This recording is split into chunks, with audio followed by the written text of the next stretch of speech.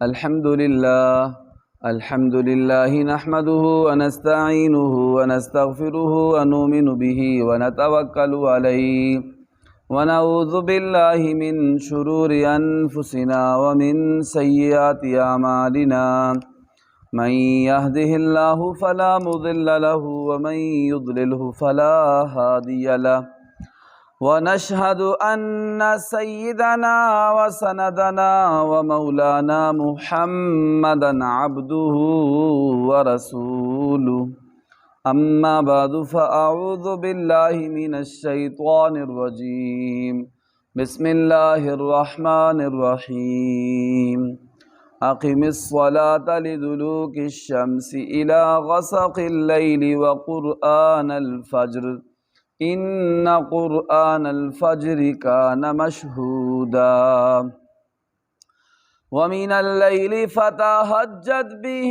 نافلة لك عسى أن يبعثك ربك مقاما محمودا صدق اللہ العظیم۔ میرے معزز سامعین و ناظرین اکرام، آج کے اس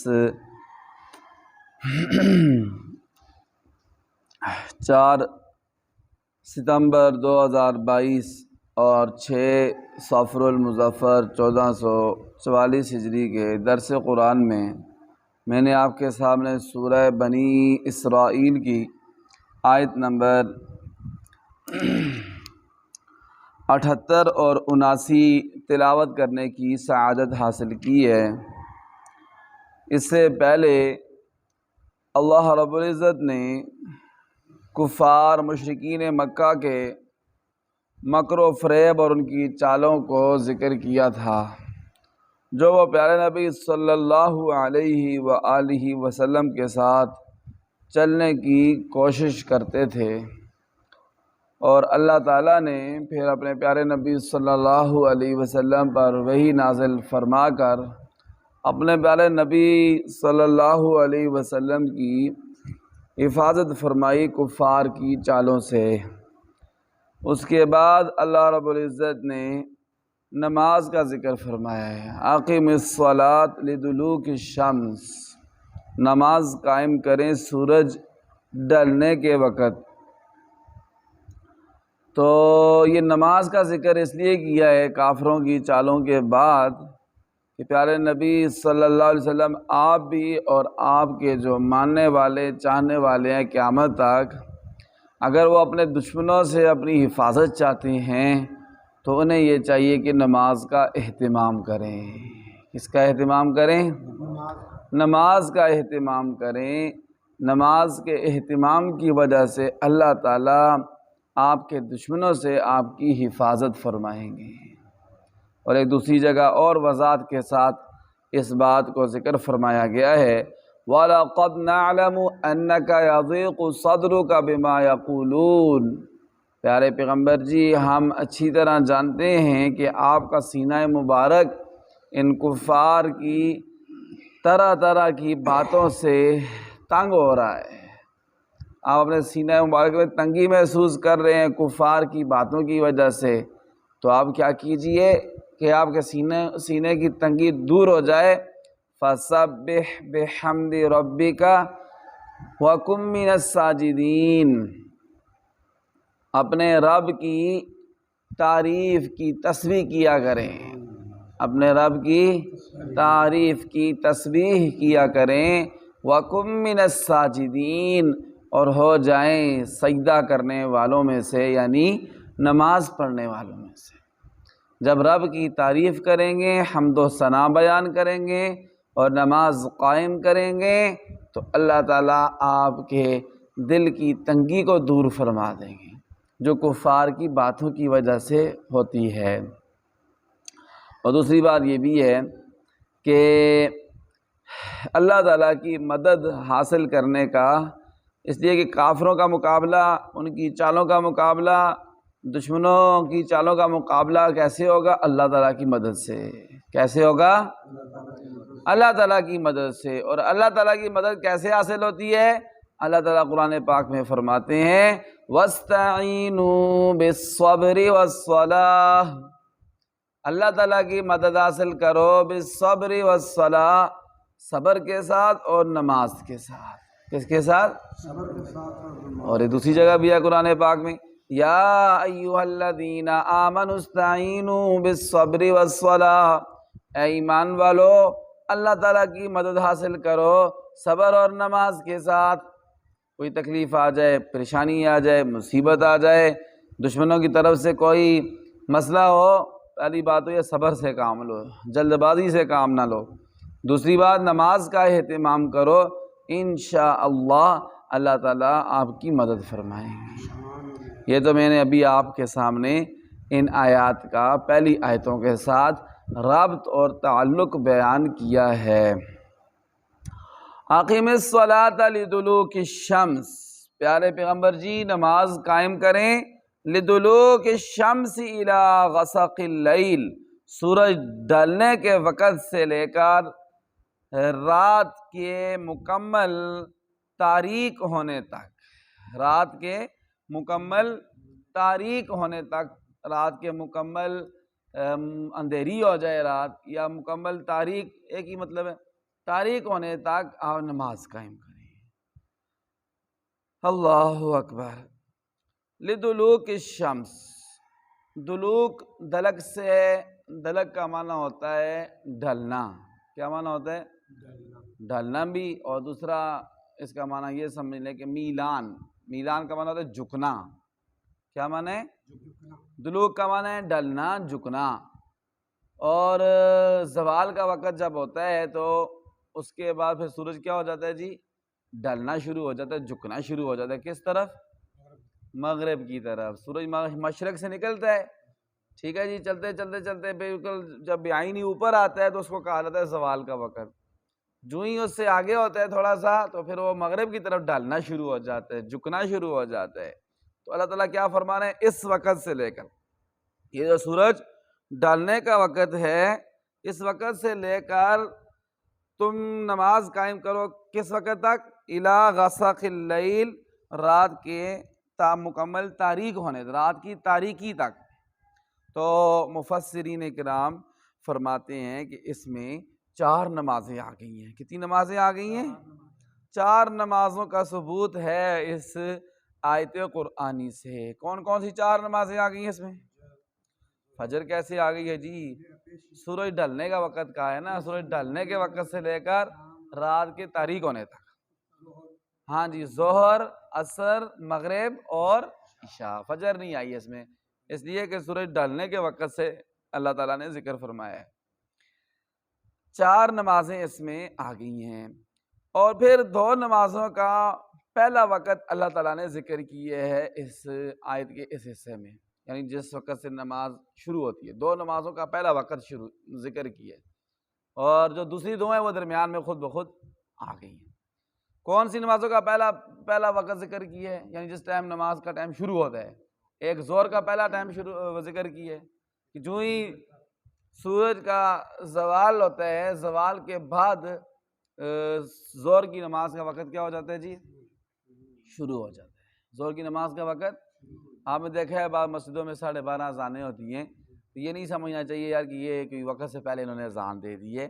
سعودیہ میں آپ جائیں گے، مکہ مکرمہ میں، مدینہ شریف میں، وہاں بھی یہ ظہر کی اذان جلدی ہوتی ہے، تو وہ پہلا وقت ہوتا ہے، پہلے وقت میں نماز پڑھ رہے ہیں۔ جو ہی وقت شروع ہوتا ہے تو وہ اذان شروع کر لیتے ہیں اور پھر اپنی نماز پڑھ لیتے ہیں۔ تو بندے کو دین پورا سمجھنا چاہیے، یہ نہیں کہہ دینا چاہیے اذان سن کے یار کہ یہ کوئی ٹائم سے پہلے اذان ہوگی ہے، بلکہ وہ ٹائم کے اوپر ٹائم سے پہلے تو اذان ہوتی ہی نہیں ہے، ٹائم سے پہلے تو اذان ہوتی ہی نہیں ہے۔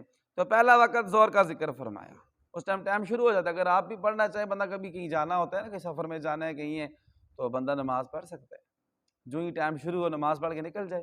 راستے میں یہ سمجھتا ہے کہ مجھے اگر مشکل ہوگی جماعت ملنا تو یا نماز رہ جائے گی، تو گھر سے پڑھ کے پھر نکل جائے پہلے ٹائم میں۔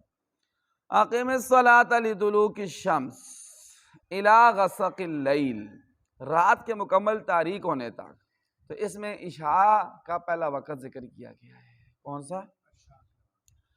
امام اعظم ابو حنیفہ رحمۃ اللہ علیہ کے نزدیک عشاء کا وقت اس وقت شروع ہوتا ہے جب شفق احمر کے غروب ہونے کے بعد شفق ابیض بھی غروب ہو جائے تو پھر عشاء کا وقت شروع ہوتا ہے۔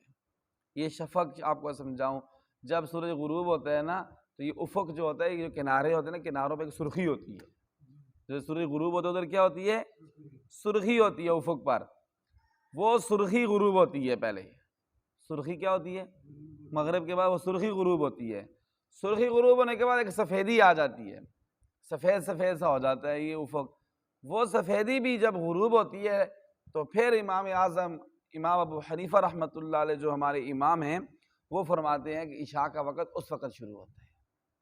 ٹھیک ہے جی، اور یہ دلیل ہے، یہ قرآن پاک کی آیت کا یہ حصہ امام اعظم ابو حنیفہ رحمۃ اللہ علیہ کی دلیل ہے کہ عشاء کا پہلا وقت ذکر کیا ہے کہ جب رات مکمل تاریک ہو جائے۔ جب کیا ہو جائے جی؟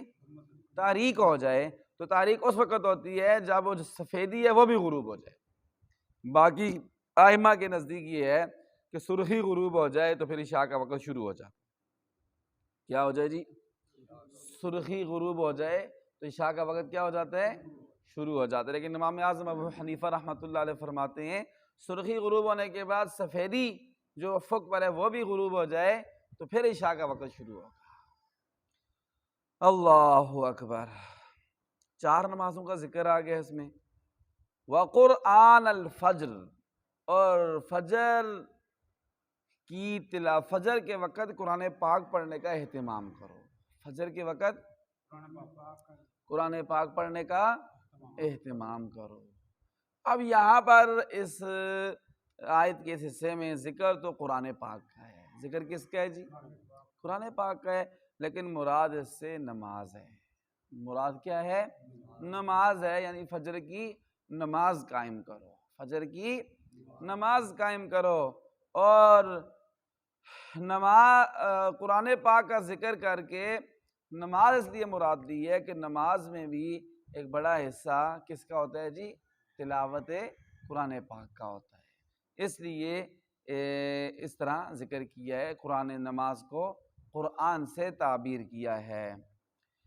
پھر یہ میرے محترم سامعین دیکھیں، 4 نمازوں کو اللہ نے اکٹھا ذکر فرمایا، 4 نمازوں کو اکٹھا ذکر فرمایا۔ فجر کو بھی تو اس کے ساتھ ہی ذکر کر سکتے تھے نا اللہ تعالیٰ، فجر کو بھی تو اس کے ساتھ ذکر کر سکتے تھے، لیکن الگ طور پر نماز فجر کا ذکر فرمایا۔ کیوں؟ اس لیے کہ فجر کی نماز بنسبت دوسری نمازوں کے مشکل ہے، اس میں مشقت زیادہ ہے۔ وہ اس طرح کہ چونکہ بندہ نیند سے اٹھتا ہے، سارا دن تھکا ہوا ہوتا ہے کام کر کے، رات کو بعض دفعہ کام سے لیٹ آتا ہے اور سوتے سوتے تاخیر ہو جاتی ہے، تو نیند سے اٹھنا اور اٹھ کے مسجد آنا یہ مشقت والا کام، مشکل کام ہے، اتنا آسان نہیں ہے۔ بہت آسان تو سارے لوگ آ جائیں فجر کی نماز میں۔ سب سے تھوڑے نمازی کون سی نماز میں ہوتے ہیں؟ فجر کی نماز میں۔ وجہ کیا ہے کہ اس میں تھوڑی مشقت ہے۔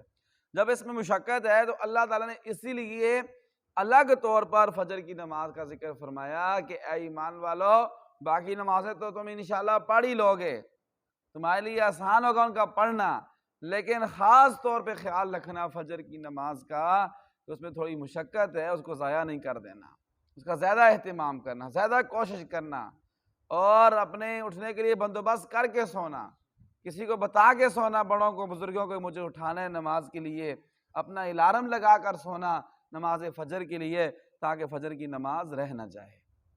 اس لیے یہ مشقت زیادہ ہے تو اس میں اجر بھی زیادہ ہے، اس میں اجر بھی زیادہ ہے۔ یہ آتا ہے حدیث پاک میں جو فجر کی نماز جماعت کے ساتھ پڑھے گا اللہ تعالیٰ اس کو ساری رات نفل عبادت کرنے کا اجر اور ثواب عطا فرمائیں گے۔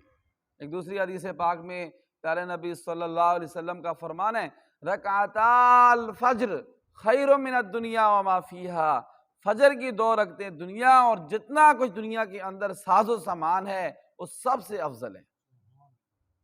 اور ایک تیسری حدیث پاک میں حضور کا فرمان ہے، وہ لوگ جو اندھیروں میں مسجدوں کی طرف جاتے ہیں ان کو پورے نور کی خوشخبری سنا دو، یہ اندھیرے والی نمازیں پل صراط پر، قبر میں، میدان محشر میں ان کے لیے نور اور چراغ کا کام دے گی۔ تو فجر کے ٹائم بھی اندھیرا ہوتا ہے، تو اس لیے اس میں مشقت زیادہ ہے تو اجر بھی زیادہ ہے۔ وقرآن الفجر، اور فجر کے وقت قرآن پاک کی تلاوت کا اہتمام کرو۔ اور فجر کے ساتھ قرآن کا ذکر اس لیے بھی کیا کہ فجر میں قرآن پاک کی تلاوت بھی زیادہ کرنی چاہیے۔ سب سے لمبی نماز کون سی ہونی چاہیے؟ فجر کی نماز، تاکہ باقی نمازی بھی اس میں پہنچ جائیں، حاضر ہو جائیں۔ آگے آئے گا، حاضری کا ذکر بھی آئے گا۔ ان قرآن الفجر کان مشہودا، بے شک فجر کی نماز کان مشہودا، اس میں مجمع حاضر ہوتا ہے۔ تو نمازی تاکہ زیادہ شریک ہو جائے نماز میں تو قرات کیا کرنی ہے؟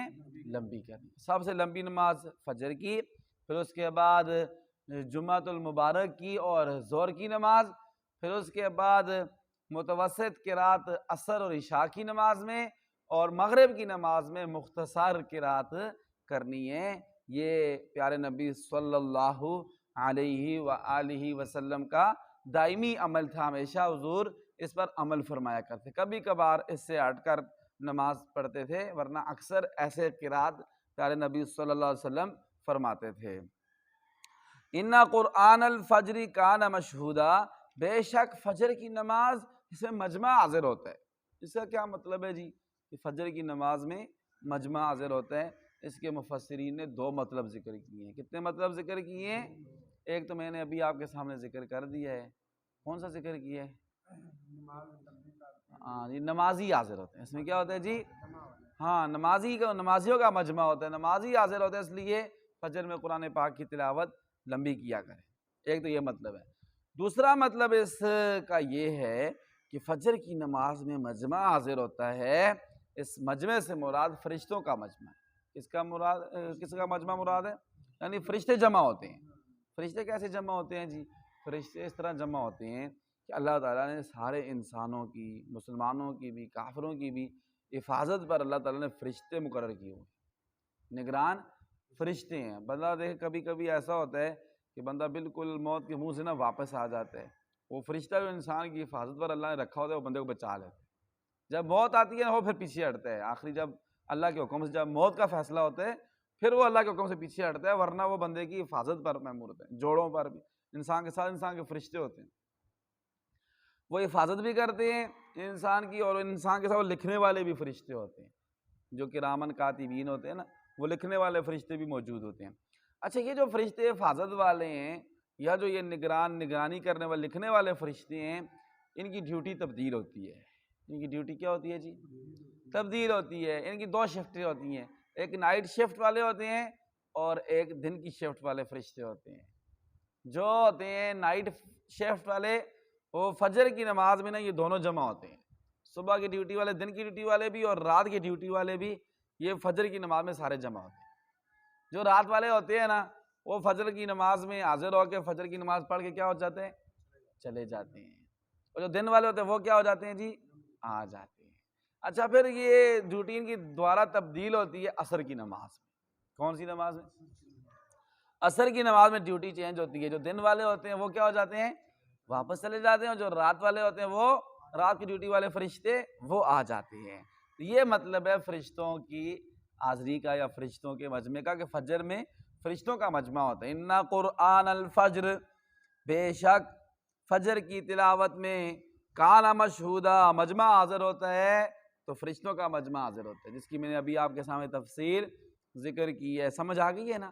مشکل تو نہیں ہے، قرآن پاک بہت آسان ہے۔ اللہ تعالیٰ فرماتے ہیں وَلَقَدْ يَسَّرْنَا الْقُرْآنَ لِلذِّكْرِ فَهَلْ مِن مُدَّكِرٍ، ہم نے قرآن پاک آسان کر دیا ہے لوگوں کے لیے کہ اس سے نصیحت حاصل کریں، کیا ہے کوئی نصیحت حاصل کرنے والا؟ دیکھیں، عام بندے کو بھی جو زیادہ پڑھا لکھا نہیں ہے اس کو بھی قرآن پاک کی تفسیر سمجھ آتی ہے، نصیحت حاصل ہو جاتی ہے۔ اللہ اکبر۔ وَمِنَ اللَّيْلِ فَتَہَجَّدْ بِهِ نَافِلَةً لَكَ، اور رات کے کچھ حصے میں تہجد پڑھ لیا کریں، یہ آپ کے لیے اضافی عبادت ہے۔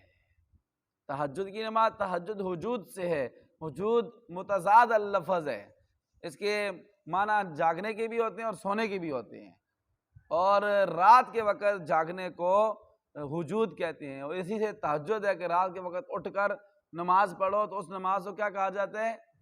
تہجد کی نماز، ٹھیک ہے جی، رات کے آخری پہر میں، رات کے 3 حصے کرو نا، جو آخری حصہ ہے وہ خاص کر تہجد کا وقت ہوتا ہے۔ تو اللہ تعالیٰ اپنے پاک پیغمبر کو فرماتے ہیں، پیارے پیغمبر جی رات کے کچھ حصے میں تہجد کی نماز پڑھ لیا کریں، نافلۃ لک، یہ آپ کے لیے ایک اضافی عبادت ہے۔ اضافی عبادت کے مفسرین نے 2 معنی ذکر کیے۔ کتنے مطلب ذکر کیے؟ ایک مطلب یہ ذکر کیا کہ اضافی عبادت کا معنی یہ ہے کہ یہ جس طرح 5 نمازیں فرض ہیں نا، تو ایک اضافی تہجد کی نماز بھی آپ پر فرض ہے، امت پر فرض نہیں ہے لیکن پیارے نبی جی آپ پر فرض ہے، یہ مطلب ہے۔ دوسرا مطلب یہ اضافی عبادت کا کہ یہ 5 نمازیں تو فرض ہیں لیکن تہجد کی نماز ایک اضافی، ایک نفلی نماز ہے، پیارے پیغمبر جی آپ یہ تہجد کی نماز بھی پڑھیں۔ اور اللہ کے پاک پیغمبر صلی اللہ علیہ وسلم نے اگرچہ فرض نہیں تھی پھر بھی اللہ کے پاک پیغمبر نے بڑی پابندی کے ساتھ تہجد کی نماز ادا کی، اس لیے وہ خصوصی اللہ تعالیٰ کے ساتھ ملاقات کا وقت ہوتا ہے۔ اللہ تعالیٰ آسمان دنیا پر تشریف لاتے ہیں تو اس وقت خصوصی اللہ تعالیٰ کے ساتھ ملاقات کا وقت ہوتا ہے، اس لیے ہمیں بھی اس کا اہتمام کرنا چاہیے۔ عَسَىٰ أَن يَبْعَثَكَ رَبُّكَ مَقَامًا مَحْمُودًا، پیارے نبی جی قریب ہے، امید ہے اور یہ وعدہ ہے آپ سے کہ آپ کا رب آپ کو مقام محمود تک پہنچائے گا۔ مقام محمود کا معنی ہے قابل تعریف مقام، ایسا مقام جس کی تعریف کی جائے، اور اس سے مراد حضور کا وہ منصب ہے جس کے تحت اللہ کے پاک نبی کو شفاعت کبریٰ حاصل ہوگی۔ کون سی شفاعت حاصل ہوگی؟ آپ نے یہ سنا ہے، علماء اکرام سے ماشاءاللہ سنتے رہتے ہیں، جب میدان محشر ہوگا تو حساب کتاب ہی نہیں شروع ہوگا، ٹھیک ہے جی، سارے لوگ اپنے پسینے میں نہا جائیں گے، ڈوب جائیں گے، ٹھیک ہے، سارے جمع ہو کے جائیں گے آدم علیہ السلام کے پاس کہ اللہ تعالیٰ کو بولیں کہ اتنی گرمی ہے، اتنا پسینہ ہے، ہر بندہ پریشان ہے، اللہ تعالیٰ کو بولیں حساب کتاب تو شروع کر لیں۔ تو آدم علیہ السلام فرمائیں گے میں نہیں بول سکتا ہوں، ٹھیک ہے، نوح علیہ السلام کے پاس جائیں گے، وہ بھی بولیں گے میں نہیں کہہ سکتا ہوں اللہ تعالیٰ کو کہ حساب شروع کریں۔ حضرت ابراہیم علیہ السلام کے پاس جائیں گے، وہ بولیں گے میں بھی نہیں کہہ سکتا ہوں۔ پھر سارے جمع ہو کر ان کو بتائیں گے اللہ کے کوئی نبی کہ تم جاؤ سارے حضرت محمد صلی اللہ علیہ وآلہ وسلم کے پاس۔ تو لوگ جمع ہو کے ہمارے پیارے نبی کے پاس تشریف لائیں گے، تو پھر اللہ کے پاک نبی اللہ تعالیٰ سے عرض کریں گے تو اللہ تعالیٰ حساب کتاب کو شروع کریں گے۔ اس کو کہا جاتا ہے شفاعت کبریٰ، یہ آپ کا مقام محمود ہے۔ تو اللہ فرماتے ہیں ہم آپ کو یہ شرف عطا فرمائیں گے، یہ مقام محمود عطا فرمائیں گے۔ یہ ان 2 آیتوں کی مختصر سی تفسیر ہے جو آپ کے سامنے ذکر کی ہے۔ اللہ تعالیٰ میں عمل کی توفیق عطا فرمائیں، نمازوں کا اہتمام نصیب فرمائیں، اور قرآن پاک کی تلاوت نصیب فرمائیں، اور تہجد کی نماز اللہ تعالیٰ ہم سب کو اہتمام کے ساتھ پڑھنے کی توفیق عطا فرمائیں۔ اب ان آیتوں کا ترجمہ سماعت فرمائیں۔ اعوذ باللہ من الشیطان الرجیم، میں اللہ تعالیٰ کی پناہ میں آتا ہوں شیطان مردود کے شر سے۔ تھوڑا اونچا بولے تاکہ آپ کو جھاگ آ جائے، بعض بھائی ماشاءاللہ سو رہے ہیں لیکن تھوڑا جھاگ کے سنیں گے فائدہ ہوگا انشاءاللہ۔ بسم اللہ الرحمن الرحیم، میں شروع کرتا ہوں اللہ کے نام سے جو نہایت مہربان بڑا رحم کرنے والا ہے۔ اقیم الصلاۃ، پیارے پیغمبر جی آپ نماز قائم کریں، پیارے پیغمبر جی آپ نماز قائم کریں۔ ذکر تو حضور کا ہے لیکن سارے ایمان والوں کو حکم ہے، اللہ کے نبی آپ بھی نماز قائم کریں، آپ پر ایمان لانے والے مسلمان بھی نماز قائم کریں۔ لدلوک الشمس، نماز قائم کرنے کا ذکر ہے، پڑھنے کا ذکر نہیں ہے۔ اچھا، قائم کرنا اور ہوتا ہے اور پڑھنا اور ہوتا ہے۔ لدلوک الشمس، سورج ڈھلنے کے وقت سے لے کر الی غسق اللیل، رات کی مکمل تاریکی تک 4 نمازیں اس میں آ گئیں، ظہر، عصر، مغرب، عشاء، وقرآن الفجر، اور فجر کے وقت قرآن پاک کی تلاوت کا اہتمام کریں۔ ان قرآن الفجر، بے شک یاد رکھو فجر کی تلاوت میں کان مشہودا، مجمع حاضر ہوتا ہے۔ ومن اللیل فتہجد بھی، اور رات کے کچھ حصے میں پیارے پیغمبر جی آپ تہجد کی نماز پڑھ لیا کریں، نافلۃ لک، یہ آپ کے لیے ایک اضافی عبادت ہے۔ عسیٰ ان یبعثک ربک، یقین ہے کہ آپ کا رب آپ کو پہنچائے گا مقام محمودا، مقام محمود تک۔ اللہ تعالیٰ عمل کی توفیق عطا فرمائے۔ ربنا تقبل منا انك انت السميع العليم وتب علينا يا مولانا انك انت التواب الرحیم۔ یا اللہ رب العزت ہماری حاضری قبول فرما، یا اللہ نماز فجر قبول فرما، درس قرآن قبول فرما، کمی کوتاہی ہوئی ہے تو معاف فرما، یا اللہ مرتے دم تک استقامت نصیب فرما، ہدایت کا سبب اور ذریعہ بنا۔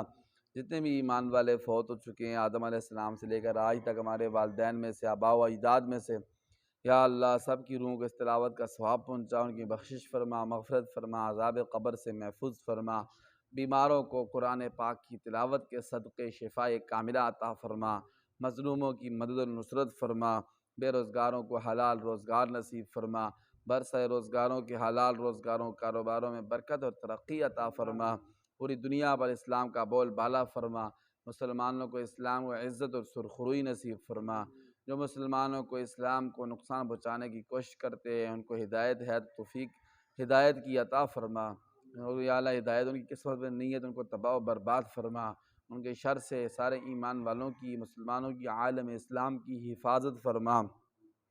یا اللہ مرتے دم تک ہر قسم کی معذوری، لاچاری، محتاجی، تھانوں کچہریوں، عدالتوں، اسپتالوں کے چکروں سے محفوظ فرما، اپنی ذات پاک کے علاوہ کبھی بھی کسی کا محتاج نہ فرما، اچانک موت سے، ایکسیڈنٹ کی موت سے، حادثے کی موت سے، جوانی کی موت سے، پانی میں ڈوب کر مرنے سے، آگ میں جل کر مرنے سے محفوظ فرما، موت سے پہلے موت کی تیاری کا موقع نصیب فرما، بار بار اپنے پیارے گھر بیت اللہ شریف کا طواف نصیب فرما، اپنے پیارے نبی کے روضہ مبارک کا دیدار نصیب فرما، دنیا میں جتنے بھی اسلام کی اعلیٰ رب العزت دینی مدارس ہیں، مساجد ہیں، خانقاہیں ہیں، دینی مراکز ہیں، سب کی حفاظت فرما، ہمارے اس مدرسہ جامعہ محمدیہ کو اپنی دین کی خدمت کے لیے قبول فرما، جتنی بھی ضروریات ہیں غیب کے خزانوں سے پوری فرما، جتنے بھی بھائی دوست خدمت کرتے ہیں قبول فرما کر اپنی شان کے مطابق اجر عطا فرما، ان کی جان مال عزت آبرو بھی بچوں حلال کاروبار میں برکت و ترقی عطا فرما، ہر شر سے حفاظت فرما، جب تک زندہ رہیں مولا کریم اسلام پر زندگی نصیب فرما، جب اس دنیا فانی سے جانے کا وقت ہو اپنے فضل و کرم اپنی رحمت سے ہماری زبانوں پر کلمہ طیبہ جاری فرما، لا الہ الا اللہ محمد الرسول اللہ برحمتک یا ارحم الراحمین آمین۔ جزاکم اللہ خیر۔